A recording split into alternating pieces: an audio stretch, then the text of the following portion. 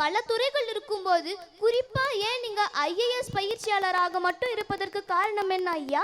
ஏன் ஐஏஎஸ் தேர்வுக்கு பயிற்சி கொடுக்கணும் அப்படின்னு ஆசைப்பட்டேன் அப்படின்னா, இப்போ டாக்டர் ஆனோம் அப்படின்னு வச்சுக்கோங்களேன், மேபி அவருடைய வாழ்நாளில் ஒரு 10,000 பேரை உயிரை காப்பாத்திருக்காருன்னு வச்சுப்போம் அதிகபட்சம். ஒரு இன்ஜினியர் ஆனார் அப்படின்னா அதிகபட்சம் ஒரு 10,000 பேருக்கு ஒரு வீடு கட்டி கொடுத்துருப்பாருன்னு வச்சுக்கோம். ஐஏஎஸ் அதிகாரி ஆகி ஒருவேளை அவர் கேபினெட் செக்ரட்டரி லெவலுக்கு போறாருன்னு வச்சுக்கோங்க, அவர் போடக்கூடிய ஒவ்வொரு கையெழுத்தும் இந்தியாவினுடைய ஒட்டுமொத்த தலையெழுத்தை மாற்றும். அப்படிப்பட்ட ஒரு உன்னதமான ஒரு போஸ்ட், கோடிக்கணக்கான மக்களுடைய தலையெழுத்தை மாற்றக்கூடிய இந்த உன்னதமான பணிக்கு சராசரி ஒரு டிகிரி முடிச்சிருக்க பையன் இவ்வளவு பெரிய போஸ்ட்டுக்கு வர முடியும். மிச்ச பதவிகள்ல அப்படி வர முடியாது. ஒண்ணு பணபலம் வேணும், இல்லைன்னா வேற மாதிரியான பலம். ஆனா இந்த எக்ஸாமுக்கு எதுவுமே தேவையில்லை, ஜஸ்ட் டிகிரி. ஒரு சராசரியா கிராமத்திலிருந்து ஒரு பையன் டாப் மோஸ்ட் போஸ்ட் போகும். அதனாலதான் இந்த ஃபீல்டு சூஸ் பண்ணோம். அதனால 857 ஐஏஎஸ் ஐபிஎஸ் அதிகாரிகளை உருவாக்க முடிஞ்சது.